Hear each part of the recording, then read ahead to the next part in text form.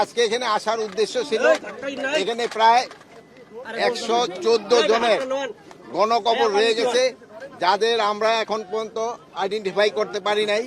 আমরা চেষ্টা করতেছি। অনেক সময় আগে একটা ছিল, তাদের যারা উত্তরসূরি রেখে গেছেন তাদের ভিতরে একটা ছিল যে কেউ চাচ্ছিল এটা শনাক্ত করো, কেউ চাচ্ছিল না। এখন তারা মোটামুটি নাকি রাজি হয়েছে। তারা মুন্সিগঞ্জ আমরা গেছিলাম, সেই সময় বললো যে তারা সবাই রাজি হয়েছে এটাকে শনাক্ত করার জন্য। এই জন্য আমরা খুব তাড়াতাড়ি এদের শনাক্ত করে যারা তাদের বোর্ডে এখানে রাখতে চায় তারা এখানে রাখতে পারবে, আর যদি কেউ নিয়ে যেতে চায় ওটাও নিয়ে যেতে পারবে। আর এই জন্য আমরা এখানে আসা। আর একটা এখানে আপনারা দেখলেন যে এখানে কিরকম যে কাজের যে একটা দুর্নীতি, এখানে ইটের কোয়ালিটি খারাপ। আপনারা যারা আসেন না আগে এখন একটু দেখে নেবেন। তারপরে যে সুরকিগুলি আনা হয়েছে এগুলির কোয়ালিটি খারাপ।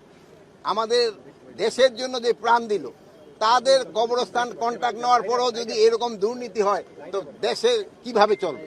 আপনি এই গণকবরের এই দুর্নীতিটা আপনারা ফুটে তুলবেন।